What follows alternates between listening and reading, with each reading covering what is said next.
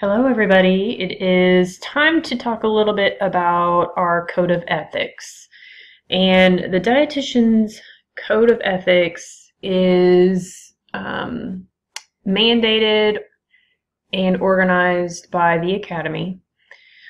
The article online that I've posted for you, of course, this was several years ago when the Academy was called the American Dietetic Association. This is available for you. What we're going to do is review the highlights from this article. We're going to go through the principles that they discuss in this article as far as how we should act as dietitians. And then we're going to discuss a little bit, and I've borrowed slides from the Academy regarding the committee and what happens if there has been some sort of complaint or ethical problem that has come up for professionals. So we're going to go through the article, then go through what the Academy has to say about their committees. You can also find more information at www.eatright.org. The article you just saw is the one that is the August 2009 issue, and again, it will be posted for you on Blackboard, or you can get to it through your Academy membership from the journal. So there are several principles that we need to go through, and we'll talk about ethics a few times throughout this semester and next semester in kind of a different way. These are going to be related to our professionalism, and you may have heard a little bit about this in your FCS 400 class if you've taken that or are taking that. So the first principle is you have to conduct yourself with honesty, integrity, and fairness. So, this is important because if you are going and talking to a patient and you don't know the answer, I've had patients ask me things that were completely off the wall, something they read on Google or in their Women's Day magazine, and I have no idea what they're talking about. I cannot, based on the code of ethics, just tell them anything I want to tell them.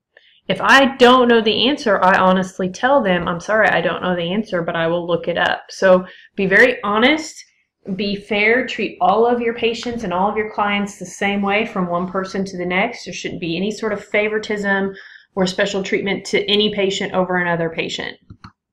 Secondly, you have to protect your clients, you have to protect the public, and above all, you have to protect the profession. Now, there's a lot of threats to our profession. A lot of people out there want to give nutrition information and they want to give nutrition advice without any sort of background, without the expertise and experience that you will have as a dietitian, and that can actually harm the public. If I give false information about a supplement and then the patient takes that supplement and gets sick, that not only hurts the patient and not only hurts my profession, but it hurts the profession as a whole. So always keeping the patient's health the priority and doing what's best for the patient, not so much what the patient thinks is best for them.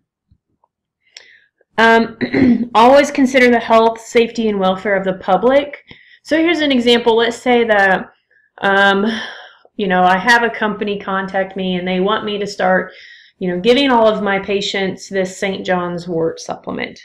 And the problem with that, as you well know, is supplements are not very well regulated, and how safe they are for people, especially people that have certain diseases, is not really known. So, you have to always think about what's best for the people you're working with, because they may go and recommend it. Oh, well, my dietitian told me this was really great for everybody, and then that person takes it, and then you have the snowball effect of bad things happening to people based on your recommendations. Comply with all laws and regulations. So the state of Kentucky will have a different set of laws regarding our profession and what we're able to do than another state like Colorado or Maine might have. An example of that is the ability for dietitians to write orders in the inpatient setting. In some states, it is not approved. It is not passed as a law that dietitians can write orders. Another example would be the nutritionist label. So in the state of Kentucky, nobody can say they're a nutritionist by law unless they have a master's degree in a nutrition-related field and an undergraduate degree in dietetics. So if I were to go without any of that education and go out there and start calling myself a nutritionist, I could, by law in the state of Kentucky, get in big trouble. Other things, provide services with objectivity and respect for unique needs and values. You know, you'll meet some people that have really, really weird food preferences, for example, or they may have just really odd ways of looking at food or how they perceive as food. And you got to just accept that and roll with it, you know, or they may have specific religions, you know, and based on those religions, they may not eat certain foods or eat at certain times of the day. So you have to meet the patient where they're at, and you have to be able to look at them with respect and take those differences and their needs and use it to benefit the patient, regardless of what you may think is right or wrong. You do it for the patient. Do not engage in false or misleading practices or communications. So this could be recommending things without scientific evidence, you know, recommending that somebody takes cinnamon for their diabetes when truthfully there's not a whole lot of evidence to support that at this time. Or it could be, you know, pushing certain supplements that you don't really know if they're approved or not. You know, I had a dietitian friend years ago who started selling these, you know, supplement powders, and she talked about how they were made of all natural fruits and vegetables, but when you get right down to it, she didn't honestly know. I mean, she wasn't there when they ground it up. She couldn't visibly, you know, say that it was, and there was no scientific evidence to support that. So she could actually have lost her licensure in the state for promoting these types of supplements without any sort of scientific evidence to support that. If you cannot comply, then you have to stop being a dietitian. If you want to sell a supplement, and that's something that you love and you're very passionate about it, but there's no scientific evidence to support it, then you need to decide, do you want to be a dietitian or do you want to be a supplement salesman? You cannot be both. And so if you want to keep selling, you have to take away your RD. You cannot promote yourself as a dietitian or a nutritionist, and you need to move on and sell the supplement if that's what you want to do without the label of dietitian behind your name. Collaborating with others. So it's really important that you don't, you know, think that you're so wonderful and great and that you're the best at everything and ignore the aid of other health professionals. You know, for example, I may really think that I really understand GI diseases really well. That doesn't mean that I discourage a patient from seeing somebody that could help them. You know, maybe there is a acupuncturist that, you know, is there a lot of scientific evidence to support it? No. But, you know, maybe the patient wants to go see them and I say, well, there could be some benefits. So collaborating with others, and especially collaborating from one dietitian to the next. I mean, don't be afraid if it's outside of your comfort zone for a disease, or if you just are at your wit's end and you don't know how to help a patient, don't be afraid to go then and ask a dietitian for help and say, you know what, I don't know how to handle this patient. It's harder than what I thought it was going to be. I need help. So don't be afraid to do that. Maintain confidentiality, and this is really important. In every facility that you're in, you'll get HIPAA training, which means you keep things private. You don't talk about the patients to other people. You especially don't in public settings. You know, if you're at a round and all the health professionals are together, that's one thing. But if you're on the elevator going from the first floor to the 5th floor, you don't talk about your patient with the nurse or with the physician.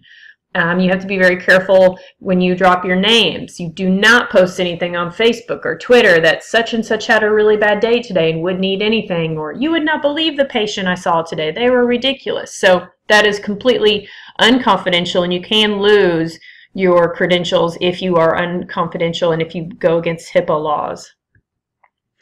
Always support and provide evidence-based principles and information. If there is not enough scientific evidence to support it, you cannot promote it, period.